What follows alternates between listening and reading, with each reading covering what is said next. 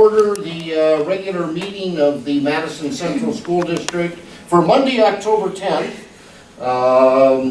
Mr. Miller will be joining us later. Mr. Nelson and Mr. Moore will be absent for the evening. So Mr. Brooks has recorded the members present or absent. We do have a quorum with the four of us here, so we'll move on next to the Pledge of Allegiance. I pledge allegiance to the flag of the United States of America and to the republic for which it stands, one nation, under God, indivisible, with liberty and justice for all. Thank you. Next item is approval of the agenda. I would entertain a motion because we have no other adjustments to the agenda to my knowledge. Is that correct? So we could approve as provided. Mrs. Thompson moves. Is there a second? Okay, Mrs. Sims with a second. Further questions or discussions? Hearing none, all in favor signify by saying aye. Aye. Opposed, nay. Then our consent items are items 7 through 9. We have two sets of minutes. We have our special meeting of August 29th, which was our planning session, and then our regular board meeting of September 12th. Those minutes have been published and are out on the internet. I don't believe we have any changes or corrections to those. Mrs. Thompson and Mrs. Cecil and myself went through the bills. Everything looked in order. Some new vendors because of new things we're doing and things, but by and large, everything looked very normal there. Mr. Jorgensen, any comments you want to make on personnel actions then? The only item I'll mention on is Megan Vanderkolk. We'll be hiring her as a full-time K-1 teacher for the remainder of the school year. If you remember, we started that off as a long-term sub. We wanted to make sure where numbers were at, so we will be moving that to a full-time for the remainder of the year. And then this catches us up on all of our extracurriculars that either were, are, or going to be. Correct. On there. All right, so with that then I would entertain a motion to, we have one other item under number 9, and that is the district has received one additional request for early retirement, giving us a total of 3 at this point in time. So, correct. 3 retirements at this point in time for the early retirement. So with that, then, I would entertain a motion that we approve the consent items. Mrs. Thompson moves. Is there a second? Second. Okay, Mrs. Cecil seconds. Further questions or discussion? Hearing none, all in favor signify by saying aye. Aye. Opposed, nay. Declare that has happened. Anyone here wishing to address the board? Mr. Beersbach, Ms. Weavers, come on down. Hi, on behalf of the Madison Education Association, I would like to thank the board and the school district for the flu shots that they provided for personnel. I'm speaking just for the Education Association, but I can speak for the whole district and employees. What a fantastic thing that you guys do, and thank you for that, and please continue that service. It's wonderful. Very good. Thank you. Thank you, Donna. Thank you. Anybody else? All right, done with number 10. Then conflict of interest disclosures. We have another 4 of those. We have one from Mrs. Guzzi. Actually, we have 2 from Mrs. Guzzi. We have 1 and 2 from Dr. Cook. You want to explain, or you want me to read, or how do you want me to do that? Why don't you give us the Reader's Digest version? Sure. My first one is I teach at DSU some adjunct courses when they are short of professors, so that's what I'm doing this semester. I don't know if I need to fill one out next semester. If that happens again, I don't know if it does or not. I think we're figuring right now annually is what we're assuming. Okay. And the second one is my wife owns Colorworks, and so sometimes we buy paint from them. Sometimes we do bids for carpet, and sometimes she wins them, sometimes she doesn't. I don't have a lot to do with that, but Yep. Good disclosures. Now, theoretically, do we want to accept each individually? I need some guidance here. Or do we do all together? Do we Do them separately. I think we did them separately. Should we do it by person? By person, I think, unless there's an issue. Okay. Does that make sense to the rest of the board that we'll acknowledge Dr. Cook's? And what we have to do is we have to then make a determination, and I think in both cases, the selection that we would make on the back of the form is the request for the waiver was authorized because the terms of the contract are fair, reasonable, and not contrary to the public interest such that a waiver should be granted. So so moved by Mrs. Sims. Is there a second? Mrs. Thompson. All right, so we have a motion and a second for the two requests for waivers from Dr. Cook. Further questions or discussions? Hearing none, all in favor signify by saying aye. Aye. Opposed, nay. Okay, Mrs. Guzzi, you want to go through yours also? I would. I too teach as an adjunct professor from time to time at Dakota State for online courses when they're in need. I receive a stipend based on enrollment, no benefits. And then my second conflict, Reed Guzzi is a dependent of mine, and he's listed on the substitute list for the Madison Central School District. From time to time, he works as a substitute playground supervisor for noon duty over Christmas break. And he meets all the highly qualified standards set up in the state of South Dakota for Madison School District, but I wouldn't want $9 an hour to put me in a conflicted position. All right, so we have Mrs. Guzzi's, and again, the same recommendation, I think, would be that the waiver was authorized because in terms of the contracts are fair, reasonable, and not contrary to the public interest such that a waiver should be granted. So we'll let's take a motion and have any discussion following. So, Mrs. Sims moves. Is there a second? Second by Mrs. Cecil. Further questions or discussion? Hearing none, all in favor of acknowledgement of the waiver signify by saying aye. Opposed, nay. Declare that that has passed. Hopefully by next year that will be changed in several manners, but it's what we need to do today to meet the letter of the law. All right, next we have administrator's report. Mr. Jorgensen gave us a written report. Anything you'd like to add to that? I just wanted to touch on the state teacher mentor program. On the 5th, we did receive notification that we will run that in-house here. So we'll have a $3,600 grant to run that program here at Madison. Our enrollment numbers, as of the official count date on the last Friday in September, is 1,165 will be our count K through 12. And the last thing I just want to touch on is the hosting the ASBSD regional meeting. A lot of you were there. The ProStart students and Ms. Perez, the job they did, there was nothing but positive comments that came out of that. And the table I was at, they were very impressed that our students were producing that meal and serving that meal. And again, just credit to that whole class for the job they did that night. It was a super job. So that's the main items I'll touch on right now. I would certainly echo that I attended 3 of those, and I'm a little biased, but ours was certainly the best served and everything, and it was just real pleasure to have the students doing that also, as opposed to when we were in Yankton, it was food service personnel. Up at Clear Lake, though, it was the FFA that did it, so. Yeah, they did a super nice job. And we have Dr. Cook's middle school report, and Yeah, I apologize, I'm not sure why my videos aren't opening, but Rob and Al will figure that out. it's called technology, Dr. Cook. I know, you guys know my skills are. All right, anything else, Janelle, on the administrative side? I just wanted to reiterate that recommendation for Mrs. Vanderpool into K1 or junior kindergarten. Our current number is 30, so there are 2 sections of 15. Wow, So, yeah. great. Awesome. And that worked well, the strategy that we used and everything to obtain a good teacher and things, that was, It worked really well, and I mean, she's got an ESL endorsement and early childhood, so it was Super. a highly qualified hire. good job.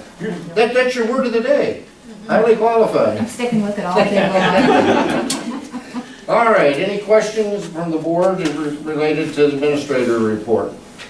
Then Dr. Cook, here we go. Okay. Do we have to grab partners, or are we No. okay? All right. Great.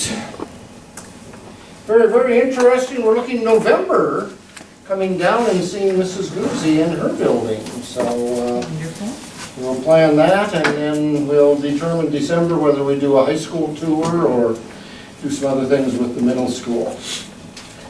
Item number 14 then is approval of request for qualifications for design build project for the middle school boiler. Do you want to talk on that, or do you want me to, Mitch? I can do it. All right. It'll be, it's the same process in which we used to do the middle school air conditioning project. We put out for qualifications, companies, design companies will come in and submit proposals on other qualifications and projects they've done. We then select a company, then they would take it out to bid, and then they would oversee each of the people that are hired and make sure it's done according to their specifications on that. And so we kind of look to put that out here in this month and then close it around the end of October, around the 27th. Just so we can kind of get that either December, January timeline where they can submit their bids and get good pricing for the spring, summer. And then we would hope that that would be completed over the summer of 2017 then. Yeah. And again, in the information Dr. Cook sent out, instead of those 6 boilers, we're actually looking at having to reduce the number of boilers and obviously the efficiencies and. There's a few more that were over a ways. I think there's 9 total. And Okay. two boilers. Be quite a bit more efficient on that side of it. And of course, these are our thoughts. The design team when they come in will kind of go through and see what would be 2, 3, what would be best for sourcing the area and finding it all in. So then we need a motion to consider that request for qualifications on item number 14. So moved by Mr. Miller. Is there a second? Second. Second by Mrs. Thompson. Further questions or discussion? Hearing none, all in favor of issuing that request for qualification signify by saying aye. And opposed, nay. Declare that that is passed. Item number 15 then is consider federal indirect cost rate, and that's up on the screen. Mr. Brooks. This is something that comes up every 5 years. The federal government re-examine whatever costs were associated with their grants and then come up with rates, and then they give it to the state divvies them out amongst the schools. They ask for board approval on these. What this is the rate we can reimburse on our IDEA, on our title, and other federal grants for that. So it's, the one that we get is the 1.97. Some grants have the 1942, none of the ones that we currently have. But the IDEA is our large special education grant, and title is our the grant that we have in our elementary program. And that's a rate we can get above what we spent. So if we spent 10,000, we can get 1.97 above that for administration of that grant. And that's something that's set by the Department of Education for us. Yep. We could appeal, but the chances of anything changing would be slim and none, right? Our appeal one, we'd be taking it from other schools, so at this point, probably. As good as we're going to get. So a motion then to approve our federal indirect cost rate. So moved by Mrs. Thompson. Is there a second on that one? Second. Second by Mrs. Sims. Further questions or discussion? Hearing none, all in favor signify by saying aye. Opposed, nay. 16 and 17 are actually linked together, as number 16 is we're going to issue an authoring resolution to issue refunding certificates to the reference of the general obligation bonds for the high school, okay? So remember when we passed, this will be for our bond issue that was passed by the voters, and what we're going to do is because of what appears to be a very competitive rate environment today, we're going to attempt to go out and refinance that at a lesser number, or lesser interest rate, and also we may yield one fewer years as a part of the obligation also. So, want to talk what this first one does then, Mitch? This one then gives us authorization to pay off our existing certificates and then seek new certificates. That's what the authorizing resolution is for. The second one will be then to engage a company in which to do this for us. We had three, I was kind of touch on both, but we had 3 companies that put in proposals for those who compared what they estimate the rates are until they sell and what the rates will be. We compared their fees, who they've had with the past, and so that'll be kind of more of the second one. The proposals that are coming back look to take us down, you know, anywhere from 1 to a little bit higher percent rate. The estimated savings, you'll notice we're asking for a minimum savings of $705,000. We'll decrease what we'll have to tax each year for that bond, and we'll finish it a year earlier than projected, so we kind of do well on both sides.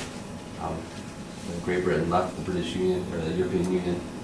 Rates dropped quite a bit, and we're going to get some of the benefit of that. We're going to bring it somewhat fast, just so we can get these thought early on, while the rates are still nice and low. I think our current bond average just over 3% is the yield, and it'll be like 1.8% is estimated through this sale. Quite a bit of savings. So we would need a motion, first of all, to consider the authorizing resolution. And then once we have done that authorizing resolution, then we'll go on into item number 17, which would be to engage D.A. Davidson and Company for that process. So need a motion, or do you have any questions or discussions on the authorizing resolution first? So moved. Okay, Mrs. Sims moves, second? Second by Mrs. Cecil. Further questions or discussion on what the authorizing resolution does? And just to be clear, these are the bonds in which we have a separate tax for, not the ones we're doing through capital outlay. And by doing this, we'll have, we'll be able to ask less in taxes each year and finish it up a year early. And this is what the voters approved for us, that allocated the funds that allowed us to finance a portion of the renovation. Okay, so we have a motion and a second to consider the authorizing resolution. All in favor signify by saying aye. Opposed, nay. Declare that that is passed. I think the key point on this next one is we've got some dates we want them to look at. You know, obviously we issued those bonds back in December of 2011. We're looking at some minimal savings that we would like to yield as a part of that. So again, D.A. Davidson is one of 3 companies that do this, and they came in with the best of the proposals of those that submitted proposals to us. So the recommendation is that we go with D.A. Davidson. And my Henry Sargent is the bonding legal agent, and they have been our past issues also, and then they're the ones that developed the motions, how they should read.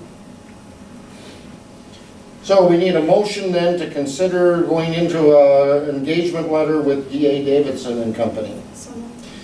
Okay, Mrs. Thompson, is there a second? Second. Second by Mr. Miller.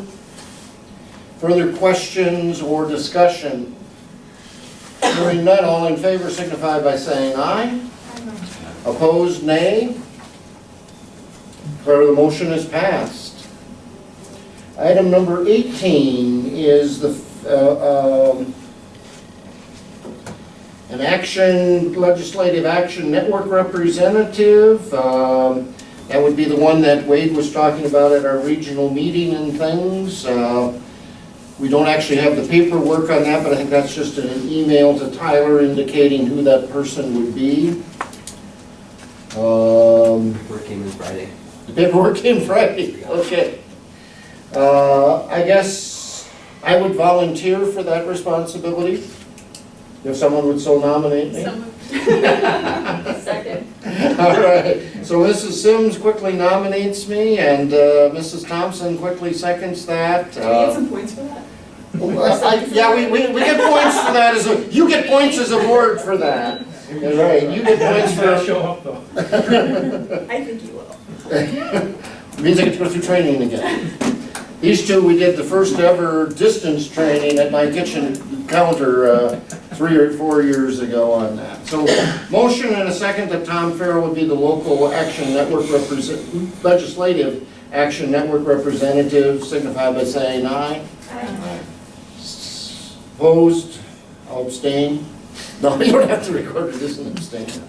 Item number 19 is a delegate assembly, and again, that's something that Wade was talking about.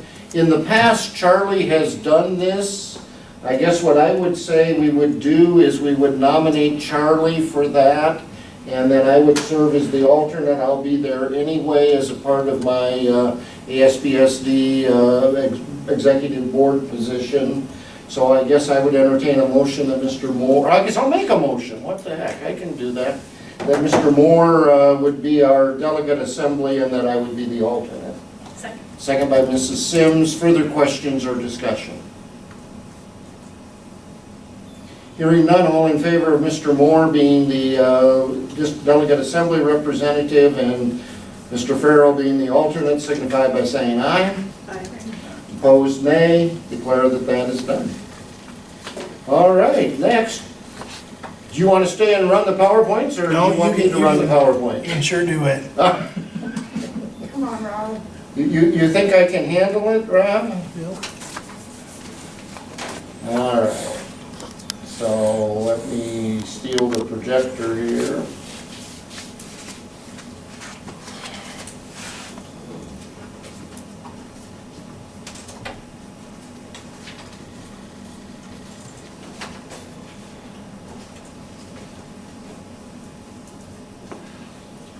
What I did is took the book that hopefully you've had a chance to look through, and due to time and everything else, I think tonight we'll probably just do chapter 1, and then we'll do chapter 2 as time goes forward on that. So we'll bring up the PowerPoint, and again, as I went through this, I found that it was pretty interesting to, that's not the one I want.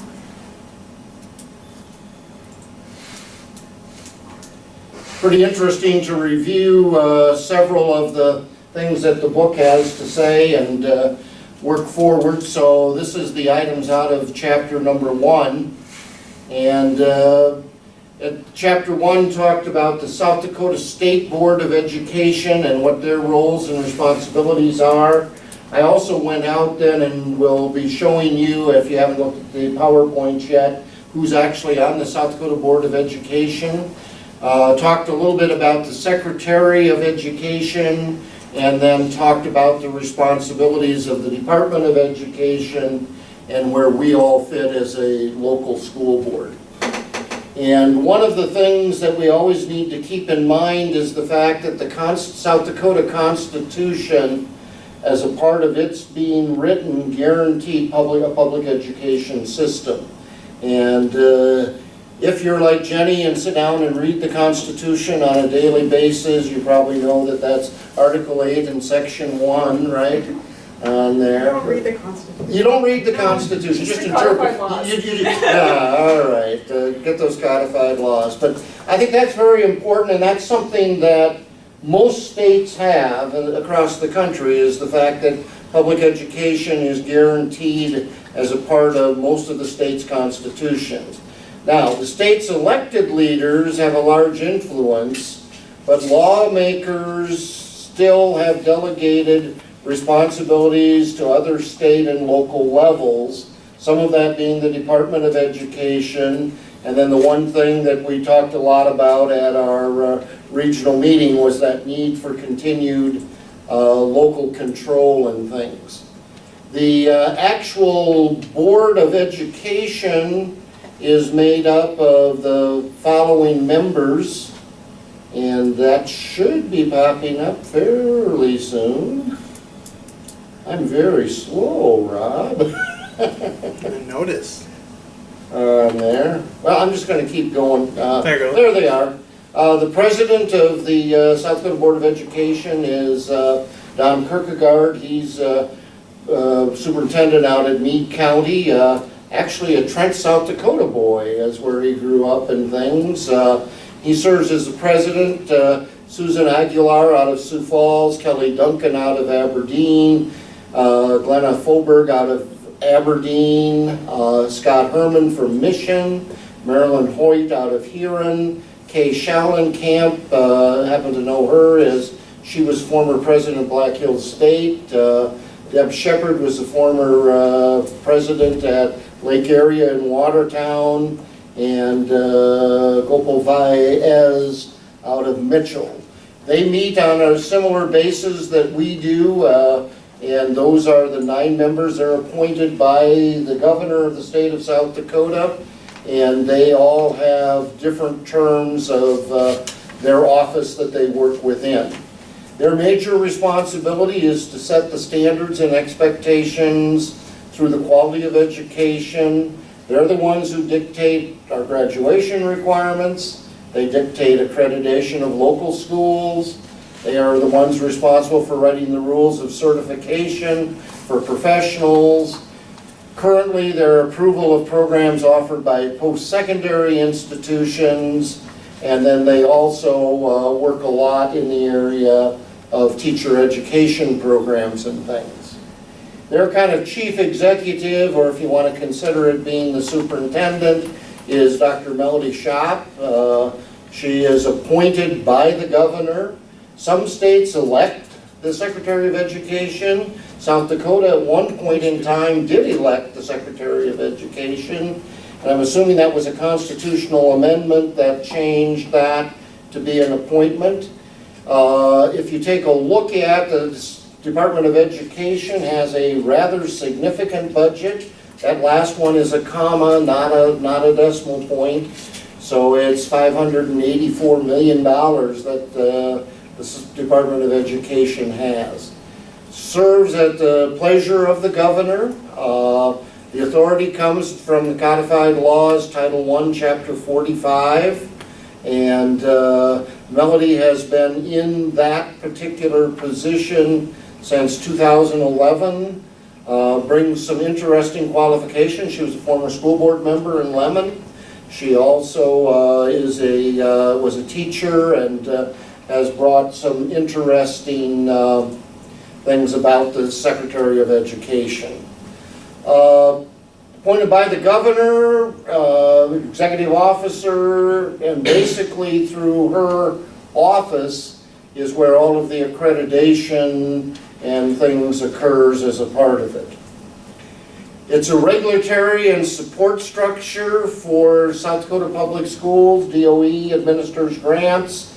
As part of it was the DOE group that we got our CTE grants from. They coordinate federal and state mandates and programs, and they basically work with accreditation, teacher quality, the career and tech ed, and then an important part also in the area of assessment and technology. From the state board then and from the Secretary of Education, we get down to what we are, the local school boards, and those are prescribed by law. We're elected body, we're created according to law. We serve as our governing board for each of our school districts, and our authority actually doesn't come from the Constitution, but our authority comes from South Dakota codified laws that are in place. Oops, wrong one.